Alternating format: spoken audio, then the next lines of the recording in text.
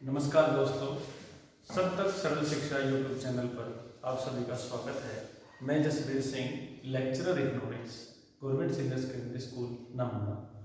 आज हम अपने इस लेक्चर में सिक्स्थ क्लास की ज्योग्राफी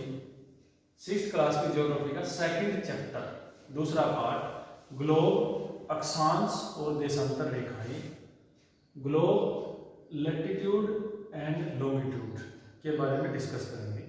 ये सिक्स्थ क्लास की ज्योग्राफी का सेकंड चैप्टर है। बहुत इंपॉर्टेंट और बेसिक कंसेप्ट है ज्योग्राफी को समझने के लिए। हर तैयारी करने वाले विद्यार्थियों को जो कंपटीशन की तैयारी करते हैं, किसी भी एग्जाम को देते हैं, एसएससी, यूपीएससी या एचएसएससी को देते हैं, उन सब में ज्योग्राफी से कुछ ना कुछ क्वेश्चन पूछे जाते हैं। और लगभग ये देखा गया है कि ग्लोब, लॉन्गिट्यूड या लैटिट्यूड में से भी कोई ना कोई क्वेश्चन आता है। और ये सिक्स्थ क्लास के विद्यार्थियों के लिए भी उपयोगी है, और जो विद्यार्थी कंपटीशन की तैयारी कर रहे हैं, नौकरियों की तैयारी कर रहे हैं, उनके लिए भी साथ साथ उतना ही उपयोगी एवं महत्वपूर्ण है। तो दोस्तों, मैं आपको सबसे पहले बताता हूँ ग्लोब क्या होता है। ग्लोब जो है वो पृथ्वी का एक प्रतिरूप है। ग्लोब एक पृथ्वी का प्रतिरूप ऐसे है हमारा ग्लोब। इसे हम ग्लोब कहते हैं। पूरी पृथ्वी को, हमारे अर्थ को, हमारे प्लेनेट के बारे में समझने के लिए उसके ऊपर जो महाद्वीप या महासागर है, पहाड़ है, पर्वत है, नदी है, कुछ भी उसके ऊपर जो है, उसको समझने के लिए, उसका अध्ययन करने के लिए हमने उसका एक प्रतिरूप, काल्पनिक रूप बनाया, जिसको हम ग्लोब कहते हैं। आपने इसको अक्सर देखा भी होगा। इसको घुमाया भी जा सकता है। इसकी धुरी है, एक पिन होती है, जिसको एक हम घुमा भी सकते हैं। ये पृथ्वी का एक रूप है। यानी पृथ्वी को समझने के लिए हमें ग्लोब हम ले लेते हैं। ये एक छोटा रूप है जिसको हम इधर से उधर ला भी सकते हैं, ले जा भी सकते हैं, घर में भी रख सकते हैं और बच्चों को दिखा भी सकते हैं। इसकी दिशा और दशा के बारे में समझ सकते हैं। तो आपने आज तक सुना होगा कि पृथ्वी जो है गोलाकार है, अंडाकार है, ये पृथ्वी इस आकार की है। तो मैं आपको बताता हूँ कि जो अर्थ है वो दोनों सिरों से, दोनों ध्रुवों से पिचकी हुई है। एक तरह से जैसे संतरा होता है, ऊपर से भी और नीचे से भी दबा हुआ होता है, ठीक उसी प्रकार से होती है पृथ्वी। अब अर्थ का जो रूप है वो समझेंगे कि वो दोनों ध्रुवों से इस तरह से पिचकी हुई होती है। और आपने सुना होगा कि पृथ्वी जो है वो झुकी हुई भी है। पृथ्वी अपने एक्सिस पर झुकी हुई है। पृथ्वी जो है 66.5, 66.5 डिग्री के एंगल पर झुकी हुई है। मान लीजिए मैं अर्थ को बनाता हूं समझने के लिए, आप थोड़ा सा गोलाकार समझिए। तो ये जो हमारी पृथ्वी है, ये ऐसे मान लीजिए समतल है, हॉरिजॉन्टल है। तो इस पर हमारी पृथ्वी ये झुकी हुई है 66.5 डिग्री के कोण, 66.5 डिग्री के एंगल पर ये झुकी हुई है। अगर हम समकोण वाली जो लॉन्गिट्यूड वाली इस लाइन से हम मेजर करेंगे तो ये 23.5 डिग्री एंगल पर झुकी हुई है।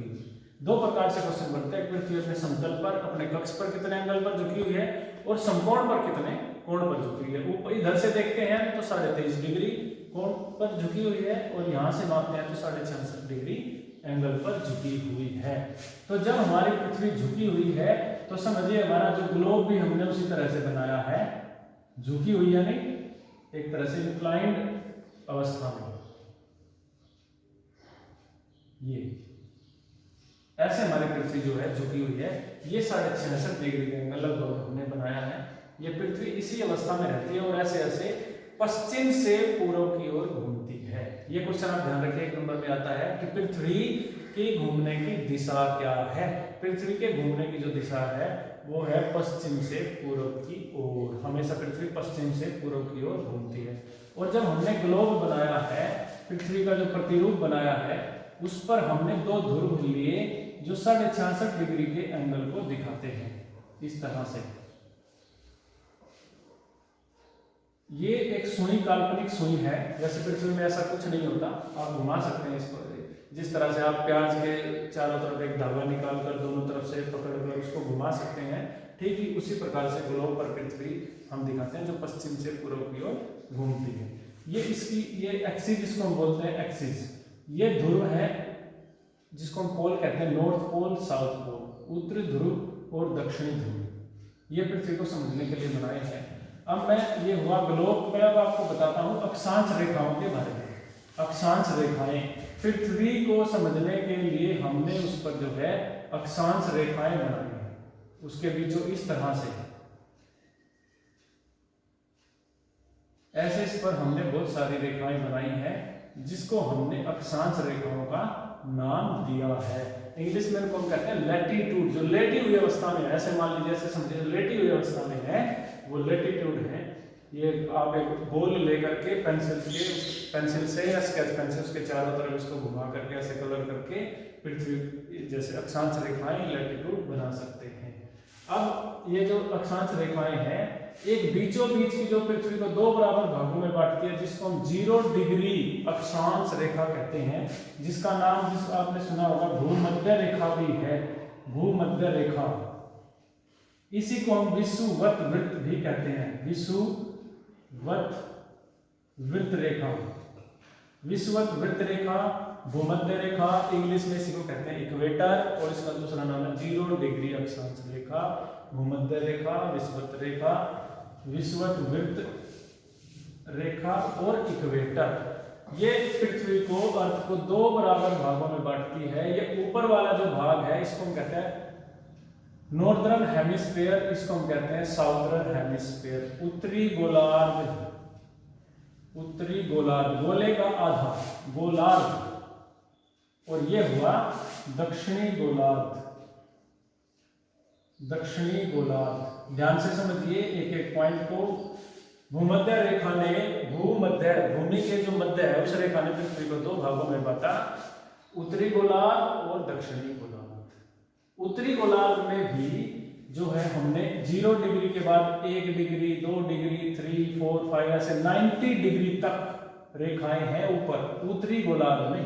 नॉर्दर्न हेमिस्फीयर में 90 लाइंस हैं, यानी 90 लैटिट्यूड है, 90 अक्षांश रेखाएं हैं। और साउदर्न हेमिस्फीयर दक्षिणी गोलार्ध में भी 90 लाइन है, 90 रेखाएं हैं, 90 अक्षांश रेखाएं हैं। तो 90 + 90 180 + 0 डिग्री, कुल मिलाकर 180 रेखाएं होती हैं, अक्षांश रेखाएं। तो क्वेश्चन 1 नंबर में पूछा जाता है बच्चों कि पृथ्वी पर यानी ग्लोब पर हमने कितनी काल्पनिक कुल अक्षांश रेखाओं को बनाया है। अक्सर इसमें हम क्वेश्चन जो है उत्तर इसका लिखते हैं 180, लेकिन 180 नहीं 181 होता है। 181 अक्षांश रेखाएं हमने ग्लोब पर बनाई है। इसके बाद मैं आपको बताता हूं मुख्य अक्षांश रेखाएं, आप समझेंगे इसी से। मुख्य अक्षांश रेखाएं जो बीचों बीच जो रेखा जाती है उसको हम भूमध्य रेखा कहते हैं, इक्वेटर कहते हैं। उसी का नाम विषुवत वृत्त रेखा है, जो पृथ्वी को दो भागों में बांटती है। आप समझिए। अब समझने के लिए जो पृथ्वी झुकी हुई है, मैं उसको बोर्ड पर समझाने के लिए हम सीधा ले लेते हैं कि जो बिल्कुल बीचों बीच है उसका नाम भूमध्य रेखा है, वो इक्वेटर है जो बिल्कुल बीचों बीच 0 डिग्री अक्षांश रेखा। मैं आपको बताता हूं कि मुख्य अक्षांश रेखाएं, मेन लैटिट्यूड्स जो लाइन है वो कौन कौन सी है। सबसे मेन है बीचों बीच वाली जो इसको दो भागों में बांटती है, 0 डिग्री अक्षांश रेखा। उसके बाद ऊपर है 23.5 डिग्री, उत्तरी गोलार्ध में 23.5 डिग्री जो अक्षांश रेखा है, इसका नाम है करक रेखा। इसका नाम क्या है? करक रेखा।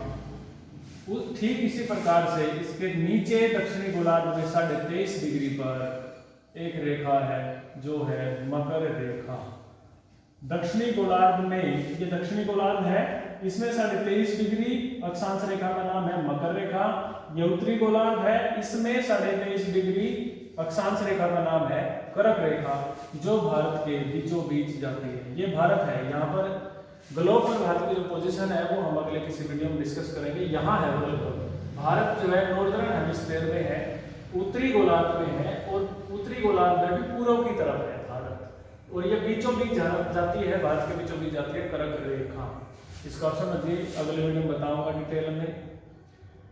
इसके ऊपर 66.5 डिग्री पर एक बनाई हुई है 66.5 डिग्री, जिसका नाम है उत्तर ध्रुव उत्तर अक्षांश रेखा और ये है दक्षिणी ध्रुव रेखा।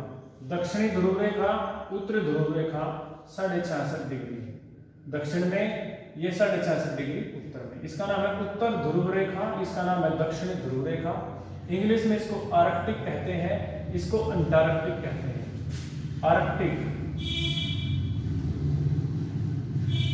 और इसको अंटार्कटिक कहते हैं। आर्कटिक रेखा और अंटार्कटिक रेखा, ये 5 1 2 3 4 5। आर्कटिक रेखा जो उत्तरी गोलार्ध में 66.5 डिग्री अक्षांश पर है। कर्क रेखा जो उत्तरी गोलार्ध में 23.5 डिग्री अक्षांश पर है। 0 डिग्री जो बीचों बीच है। फिर नीचे 23.5 डिग्री पर मकर, उससे नीचे 66.5 डिग्री पर अंटार्कटिक रेखा है। ये है मुख्य अक्षांश रेखाएं। इसके बाद अब हम डिस्कस करेंगे कि ताप कटिबंध कौन कौन से हैं। इसी डायग्राम में हम बताएंगे ताप कटिबंध, मुख्य ताप कटिबंध। ये भी क्वेश्चन कई बार फाइनल एग्जाम में भी आता है और कंपटीशन में पूछा जाता है कि ताप कटिबंध कौन कौन से हैं और वो कैसे हैं। आप सबको पता है कि सूरज की जो किरणें हैं वो पृथ्वी पर जो है भूमध्य रेखा पर सीधी पड़ती है। अगर आप एक बैटरी लेते हैं मान लीजिए, तो उसके सामने जब हाथ रखते हैं, कोई बॉल रखते हैं, तो उसके सामने जो जाता है लाइट जो जाती है वहां सीधे बिल्कुल वहां पर ज्यादा हीट जनरेट होगी, वहां पर ज्यादा गर्मी होगी। ऐसे ठीक पृथ्वी के जो बिल्कुल सामने भूमध्य रेखा, इसमें सबसे ज्यादा गर्मी होती है 0 डिग्री अक्षांश रेखा से 23.5 डिग्री ऊपर 23.5 डिग्री नीचे, यानी कर्क रेखा और मकर रेखा के बीच। ध्यान से समझिए, मैं आपको बता रहा हूं ताप कटिबंध कौन कौन से होते हैं। पहला ताप कटिबंध कर्क रेखा और मकर रेखा के बीच का होता है। यहाँ पर सूर्य की किरणें सीधी पड़ती हैं तो यहाँ सबसे ज्यादा गर्मी होती है। पृथ्वी पर सबसे ज्यादा टेम्परेचर होता है 23.5 डिग्री उत्तरी अक्षांश से लेकर 23.5 डिग्री दक्षिणी अक्षांश तक। ध्यान से समझिए, जुड़िए मेरे साथ। 23.5 डिग्री उत्तरी अक्षांश से लेकर 23.5 डिग्री दक्षिण अक्षांश तक के बीच में सूर्य की किरणें सीधी पड़ने की वजह से अधिक टेम्परेचर होता है, इसलिए हम इसको बोलते हैं उष्ण कटिबंध। इस एरिया का नाम है उष्ण कटिबंध। ध्यान से समझिए बच्चे। दोस्तों उष्ण का मतलब होता है गर्म, इसको इंग्लिश में बोलते हैं टोरिड जोन। उष्ण कटिबंध को इंग्लिश में बोलते हैं टोरिड जोन। इसके बाद सूर्य की किरणें कुछ तिरछी हो जाती हैं, कुछ तिरछी हो जाती है और ध्रुवों पर वो बिल्कुल ही तिरछी हो जाती है। एक जब पृथ्वी झुकी हुई है तो एक ध्रुव पर किरणें पड़ती हैं, एक ध्रुव पर नहीं। आपने सुना है कि एक ध्रुव पर 6 महीने दिन रहता है तो दूसरे पर 6 महीने रात। इस पे 6 महीने दिन रहता है तो इस पे 6 महीने रात। यानी उत्तरी ध्रुव पर भी बर्फ जमी रहती है और दक्षिणी ध्रुव पर भी बर्फ जमी रहती है, क्योंकि सूर्य की किरणें यहाँ नहीं पड़ती, और पड़ती भी है तो 6 महीने पड़ती हैं और बहुत तिरछी होकर के पड़ती हैं, जिससे यहाँ पर बहुत ठंड है। इसको हम कहते हैं दक्षिणी शीत कटिबंध। शीत मतलब होता है ठंड, दक्षिणी शीत कटिबंध। और इसको कहते हैं उत्तरी शीत कटिबंध। उत्तरी शीत कटिबंध, इंग्लिश में इसको बोलते हैं नॉर्थ फ्रिजिड जोन, इसको बोलते हैं साउथ फ्रिजिड जोन। तो दो जोन हुए अभी तक, उष्ण कटिबंध और शीत कटिबंध। यहाँ पर बिल्कुल ठंड होती है, बर्फ जमी होती है, यहाँ पर बिल्कुल गर्मी होती है क्योंकि सूर्य किरणें सीधी पड़ती है। और ये जो बचा बीच का एरिया ये होता है शीतोष्ण कटिबंध। इसमें होता है ना ज्यादा गर्मी और ना ज्यादा ठंड। जैसे उत्तरी भारत का जो जलवायु है, जो क्लाइमेट है, जिस तरह का तापमान है, ऐसा होता है ऊपर उत्तरी गोलार्ध में 23.5 से 66 के बीच में, और नीचे 23.5 से 66 के बीच में ये उत्तरी शीतोष्ण कटिबंध हुआ। इसका नाम है शीतोष्ण। शीत जमा उष्ण, शीत मतलब ठंड, उष्ण मतलब गर्मी, और दोनों को मिलके ना गर्मी ना ठंड, बीच जैसा मौसम जो होगा शीतोष्ण कटिबंध। तो ये हुआ उत्तरी शीत कटिबंध। ठीक उसी प्रकार से यहाँ होता है दक्षिणी शीतोष्ण कटिबंध। दक्षिणी शीतोष्ण कटिबंध, यहाँ पर भी ध्यान दीजिए आप दोस्तों। 23.5 डिग्री मकर रेखा से 23.5 डिग्री जो हमारे अक्षांश रेखा है, वहां से 66.5 डिग्री अक्षांश रेखा, उत्तर गोलार्ध, उत्तरी गोलार्ध में भी, दक्षिणी गोलार्ध में भी। उत्तरी गोलार्ध वाली को हम कहेंगे उत्तरी शीतोष्ण कटिबंध और नीचे वाले कहेंगे दक्षिणी शीतोष्ण कटिबंध। तो इस तरह से आप समझिए 3 कटिबंध हुए, 3 हमारे टेम्परेचर जोन हुए, तापमान के जो जोन हुए, एक टोरिड जोन, टेम्परेट जोन और फ्रीजिड जोन। हिंदी में हम इनको कहेंगे उष्ण कटिबंध, शीतोष्ण कटिबंध, शीत कटिबंध। नीचे भी उष्ण, ये बीच वाला है उष्ण कटिबंध, ये शीतोष्ण और ये शीत कटिबंध। अभी तक आपने समझा ग्लोब क्या होता है, पृथ्वी कितने कोण पर झुकी हुई है, अक्षांश रेखाएं किन्हें कहते हैं, अक्षांश रेखाएं कितनी होती हैं, मुख्य अक्षांश रेखाएं कौन कौन सी हैं, 5 मुख्य अक्षांश रेखाएं हैं। फिर मैंने आपको बताया कटिबंध कितने प्रकार के होते हैं, उष्ण कटिबंध, शीतोष्ण कटिबंध, शीत कटिबंध। इसके बाद हम अगले वीडियो में डिस्कस करेंगे देशांतर क्या होता है, लॉन्गिट्यूड। ये बड़ा समझने का पॉइंट है, देशांतर क्या है, लॉन्गिट्यूड क्या है, किस तरह से समय निर्धारित होता है, किस तरह से किसी स्थान की दशा और दिशा निर्धारित होती है। जिस तरह से मिसाइल छोड़ी जाती है कि भाई भारत में जो है ना दिल्ली से मिसाइल गई, पाकिस्तान में लाहौर पे जाके गिरी, कैसे जहाज उड़ते हैं, कैसे एविएशन होता है, सब जो टाइमिंग है, जो एक गूगल मैप है, वो लॉन्गिट्यूड और लैटिट्यूड की वजह से चलता है, देशांतर और अक्षांश की वजह से। देशांतर हम कैसे समझेंगे अगली वीडियो में कि लॉन्गिट्यूड क्या होता है, लॉन्गिट्यूड से टाइम जोन कैसे बनते हैं, भारत की टाइम जोन क्या है, समय रेखा क्या है, विश्व की समय रेखा क्या है, समय कैसे आगे पीछे है, पूरे विश्व का समय टाइम कैसे है, घड़ी से कैसे दिखाया जाता है, कितने डिग्री देशांतर पर कितने समय आगे पीछे होता है, ये सारी बातें हम अगली वीडियो में डिस्कस करेंगे। तो इस वीडियो में आपने समझा ग्लोब और अक्षांश रेखाएं, जो 6th क्लास के ज्योग्राफी का 2nd चैप्टर है, इसको आप रिवाइज करेंगे। तब तक हम आगे अगली वीडियो में मिलेंगे लॉन्गिट्यूड को लेकर। तब तक के लिए धन्यवाद।